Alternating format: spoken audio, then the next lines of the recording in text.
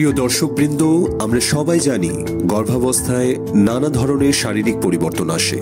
এই পরিবর্তনগুলোর মধ্যে একটি অত্যন্ত সাধারণ কিন্তু কিছুটা বিরক্তিকর সমস্যা হলো কোষ্ঠকাঠিন্য। আজকের ভিডিওতে আমি আলোচনা করব গর্ভাবস্থায় কোষ্ঠকাঠিন্য কেন হয়, এর লক্ষণ কি কি এবং কিভাবে এই সমস্যার সমাধান করা যেতে পারে। আপনি যদি গর্ভবতী হন তাহলে আজকের ভিডিওটি আপনার জন্য। আমি ডক্টর কবির, সবাইকে স্বাগত জানাচ্ছি আজকের ভিডিওতে। কোষ্ঠকাঠিন্য মানে হলো পেট পরিষ্কার না হওয়া বা কম পায়খানা হওয়া।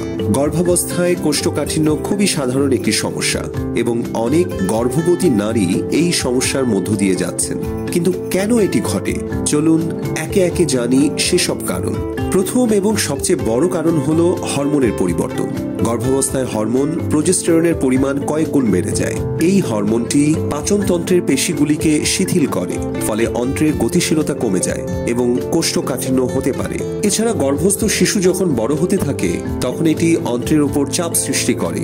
এই চাপের কারণে অন্ত্রের স্থান সংকীর্ণ হয়ে যায়, যা কোষ্ঠকাঠিন্য সৃষ্টি করতে পারে। আরেকটি প্রধান কারণ হলো অনেক গর্ভবতী নারী তাদের খাদ্যাভ্যাস পরিবর্তন করেন। অনেক সময় গর্ভাবস্থায় নারীদের মুখের স্বাদ বদলে যায় এবং ফল, শাকসবজি বা খাবারের ওপর অরুচি তৈরি হয়, যা পাচন ব্যবস্থা ভালোভাবে কাজ করতে বাধা দেয়। এছাড়া গর্ভবতী নারীদের অনেক সময় আয়রন ট্যাবলেট দেওয়া হয়, যা কোষ্ঠকাঠিন্যের সমস্যা বাড়াতে পারে।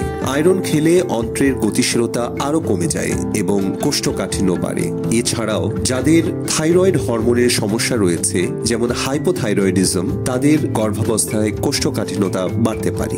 গর্ভাবস্থায় কোষ্ঠকাঠিন্যের কিছু সাধারণ লক্ষণ হলো পেট ফাঁপা বা গ্যাসের অনুভূতি, পায়খানা করতে সমস্যা হওয়া বা পায়খানার সময় অতিরিক্ত সময় লাগা, পায়খানা শক্ত বা শুকনো হওয়া, মাঝে মাঝে পেট ব্যথা বা অস্বস্তির অনুভূতি। কোষ্ঠকাঠিন্য দীর্ঘদিন ধরে থাকলে হেমোরয়েডস বা পাইলস, অ্যানাল ফিশার, ফিস্টুলার মতো ভয়াবহ পরিস্থিতির সৃষ্টি হতে পারে। এই লক্ষণগুলো যদি দীর্ঘস্থায়ী হয় তাহলে এটি আপনার দৈনন্দিন জীবনযাত্রাকে কঠিন করে তুলতে পারে। তাই সমস্যা শুরু হলে দ্রুত সমাধান খুঁজে পাওয়া অত্যন্ত গুরুত্বপূর্ণ।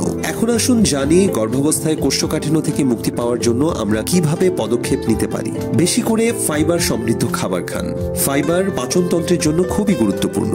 গর্ভাবস্থায় আপনার খাদ্য তালিকায় প্রচুর পরিমাণে ফাইবার অন্তর্ভুক্ত করা উচিত। ফল, শাকসবজি, শস্য, ইসবগুলের ভুসি, তোকমা দানা, অ্যালোভেরার জুস, চিয়া সিড এবং যে কোনো ডাল ফাইবারের ভালো উৎস হতে পারে। বেশি করে দুধ বা দুগ্ধজাত খাবার খেতে হবে। বলা হয় এক গ্লাস দুধে একটি সম্পূর্ণ খাবারের পুষ্টি ও গুণাগুণ বিদ্যমান। তাই প্রতি রাতে খাবারের তালিকায় এক গ্লাস দুধ বা এক বাটি টক দইয়ের উপস্থিতি যেমন পুষ্টির যোগান দেয়, তেমনি তা হজম প্রক্রিয়াকে ত্বরান্বিত করে এবং মল ত্যাগে সাহায্য করে। পর্যাপ্ত পানি পান করুন। পানি শরীরের জন্য খুবই গুরুত্বপূর্ণ, বিশেষত গর্ভাবস্থায়। এটি পাচন প্রক্রিয়াকে সহায়তা করে এবং কোষ্ঠকাঠিন্য প্রতিরোধে সাহায্য করে। দিনে অন্তত 8 থেকে 10 গ্লাস পানি পান করা উচিত। প্রয়োজনীয় শারীরিক ব্যায়াম করুন। হালকা ব্যায়াম যেমন হাঁটা কোষ্ঠকাঠিন্য কমাতে সাহায্য করতে পারে। প্রতিদিন 20 থেকে 30 মিনিট ব্যায়াম অন্ত্রের গতিশীলতা বাড়িয়ে দেয়, ফলে পেট পরিষ্কার হওয়া সহজ হয়। পাকস্থলীর চাপ কমাতে একবারে কম করে খাবার খান। কোনো কোনো সময়